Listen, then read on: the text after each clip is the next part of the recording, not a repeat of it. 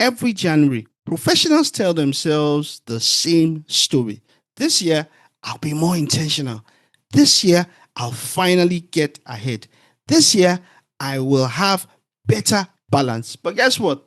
By March, your calendar is full. Your brain is tired. You're in back to back meetings. And that one thing that should actually move your career forward, you know what it is? It's still untaught, sitting on a slide somewhere. So, in this video, I want to show you how to get ahead at work in 2026 without burning out in a way that is honest about your real life, not fantasy. By the end, you'll know why more discipline is not your real problem, and how to spot patterns that really keep you busy but stuck, and how to design a good enough week you can actually live with, and finally a simple weekly reset that keeps you from drifting. No hustle worship, no perfection games, just structure that works. Drop the beat, Sabio. Welcome to Workplace Multiplier, a podcast for ambitious professionals and senior leaders who want to turn proven competence into visible career advancing results without burning out. In simple terms, they want to win at work and in life. I'm Tola Akinsulire. I'm a C-suite executive. In addition to that, I'm also a father, I'm a husband, and I've worked in Spanish, French, and English-speaking countries, and I've had different seasons of life. And it's interesting. I've had seasons where work was growing, responsibility was also growing, but my life felt like it was shrinking. And I also mentor ambitious professionals who want to move up and who don't want their career to turn out to be a permanent emergency. So this is really not about wake up at 4 a.m. and crush it, or try harder and be more and more disciplined. You've tried that already and it doesn't really last. Well, we're going to talk about something entirely different, something that really would work for you. It's not a new version of you, but a new structure around you. So let's tell the truth about your week. For many professionals, it looks like this. Your calendar is full of meetings you didn't design. Your inbox and chat apps decide what is urgent. Quick questions each whole afternoon. Your brain literally is cooked and the important work hasn't started. And the self-talk kicks in. If I were more disciplined, I'll be further ahead. Maybe I need to manage my time better. But here's the reality. Most professionals don't have a time problem. They have a structure problem. That's one thing. Number one, your calendar actually tells your story, not your priorities. See, if I opened your calendar, would I really see space for work that actually moves your career, or just meetings and noise? Number two, you live in reaction mode. Your first reflex is what came into my inbox. Your day is literally shaped by other people's urgency, not your intention. And then, of course, number three, your best brain hours go to the wrong work. You do shallow admin work while you're still fresh and attempt deep work when you are exhausted. No amount of try harder actually fix that. If you keep the same structure, you'll get the same year. 2026 will be the same like 2025. But let's start changing the structure, and we're going to change it gently. Before you design a better week, you need to decide something. In this season of my work, what does getting ahead actually mean? Because I know you probably are thinking about getting ahead. But let me tell you something. Getting ahead is actually too vague. You see, what does it mean? Is it being on promotion shortlist? Is it becoming the obvious person for a specific kind of problem? Is it delivering one project that proves you're ready for more? You see, for the next few months, think a season, not the whole year. You need one career result that matters more than the others. Not 10 goals, one result that carries great weight. Very important. And here's a quick test that I want you to do here. Ask any of these potential focus questions. Does this matter to the organization? Whatever it is that you've chosen. Can you connect it to revenue, cost, risk, customer experience, or delivery? Does this relieve pressure for my boss? Would they sleep better if this were solved? Will anyone outside my immediate team notice when it's done? Senior leaders, clients, other departments. Look, if the answer across all this is no, you see, what you're planning to do might still be useful, but it is not a get ahead result. It is just maintenance. If you are not sure of what that one result should be, that's why I created the 90-day result selector, a short tool that helps you choose one result that actually matters. I'll talk about it a bit more about it near the end. For now, let's just assume that you have chosen one meaningful result you would like to see in this season. So now we're going to build a week that can carry it without breaking you. Very much important for you. Now, most people design perfect weeks. Yes, and I know somebody actually sent me a template those days, an ideal perfect week. But the problem is that those perfect weeks, they cannot live. For example, you need to do 10 habits before 9 a.m., deep work every day, inbox zero, you need to clean up on your inbox, no interruptions ever. Then Monday happens, real life shows up. The plan literally dies by Tuesday. So, you know what I want you to do? I want you to aim for something different.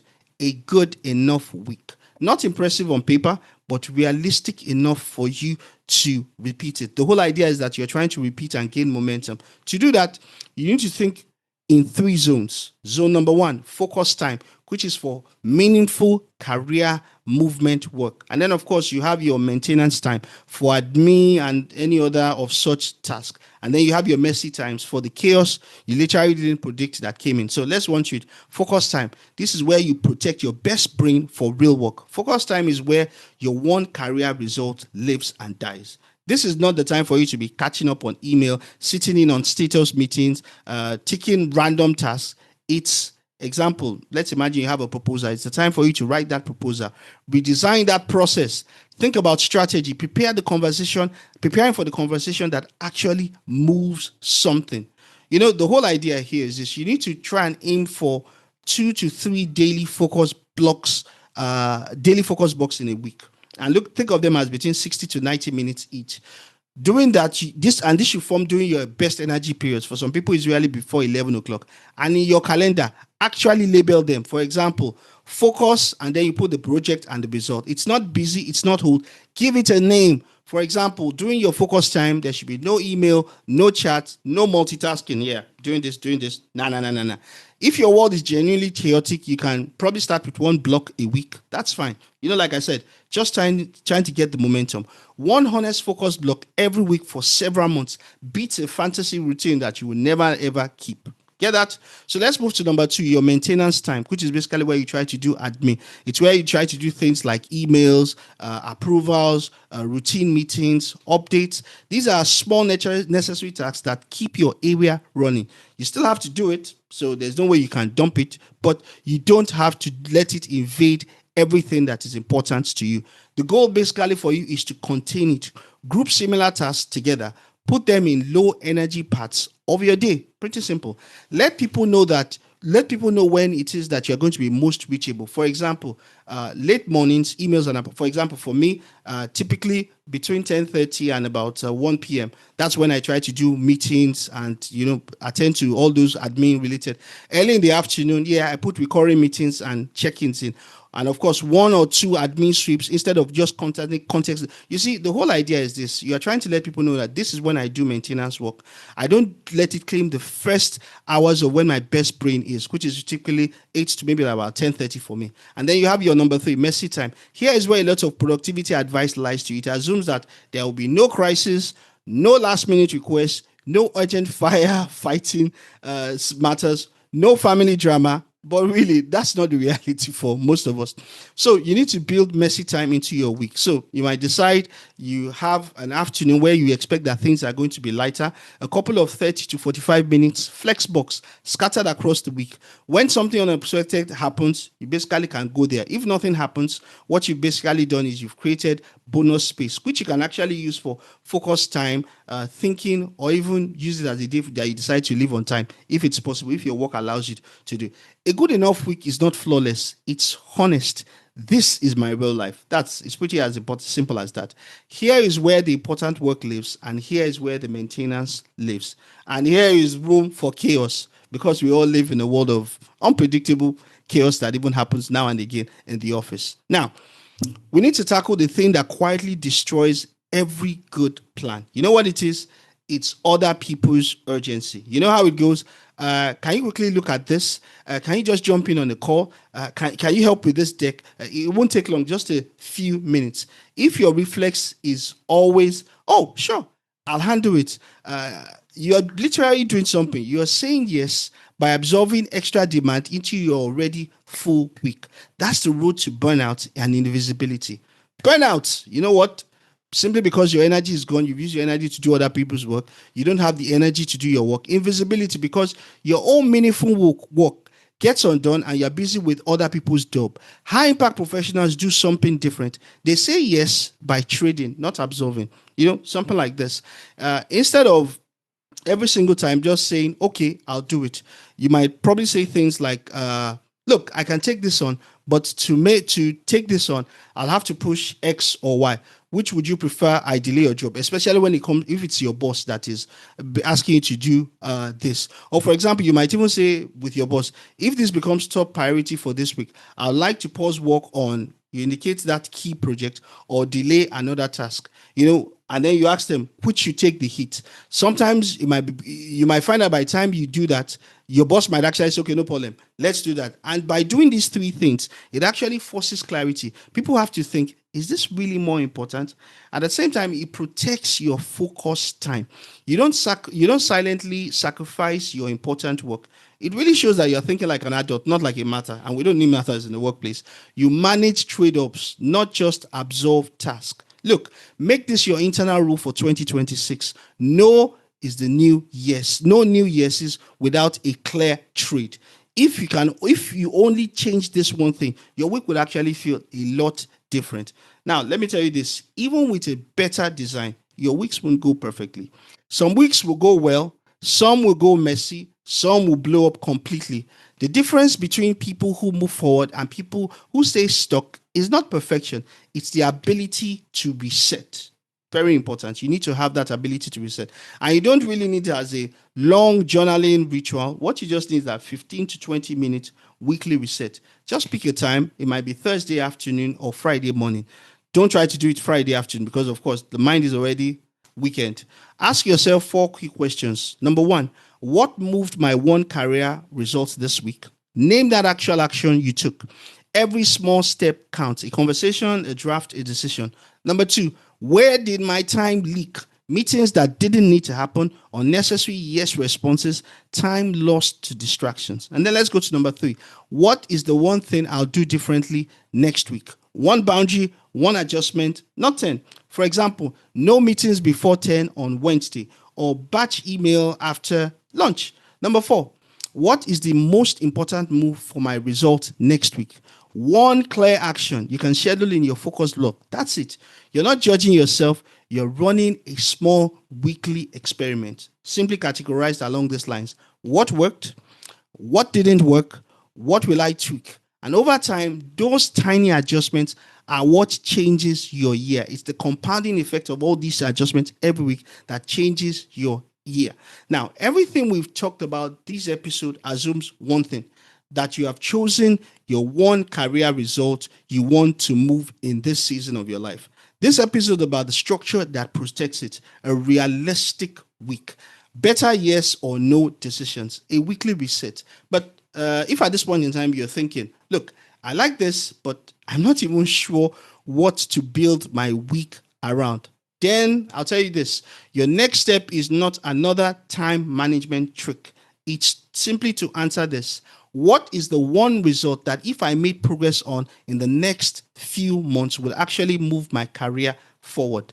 That's why I created a free tool called the 90-day Result Selector in about 10 minutes, just about 10 minutes of your time. It helps you to name your organization's real priority, not just the fake one, the real priority. Identify your boss's pressure point. Look at the projects already on your table and choose the one that matters to you, your boss, and your organization. You can then plug that result into your focus time, your weekly reset, and of course, later in a more detailed 90-day sprint, which we're going to cover when we get to episode 5. The link to getting this document is actually in the description, so you can just click it right under here. So Let's do a quick recap. To get ahead at work in 2026 without burning out, here are a couple of things you need to do. You need to admit that it's not just a time problem, it's a structure problem.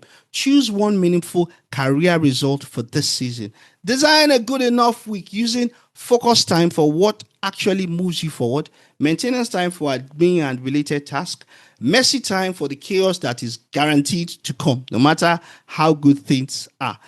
Stop saying yes by absorbing. Start saying yes by trading. Run a short weekly reset to course correct instead of giving up. You don't need a perfect week. You just need a repeatable, honest week that quietly supports the work that matters. To decide what that work is, grab once again the free 90-day result selector using the link below in the description. Use it to pick your one key result for this season. Then come back to this episode and design a week that can carry it. So, thank you very much. If this helped, please, I want you to hit subscribe so you don't miss the rest of this series on promotion, visibility, and execution without burnout. Share this with a colleague who is always busy but quietly worried they are actually not moving. In the next episode, we're going to shift the lens where we're going to look at what senior leaders really look for when promoting someone so that the result you're working on aligns with what they think. I will see you there. Once again, I'm going to repeat this. You don't need a new personality for 2026. You need a new structure. Keep winning at work and in life. And I will see you in the next episode.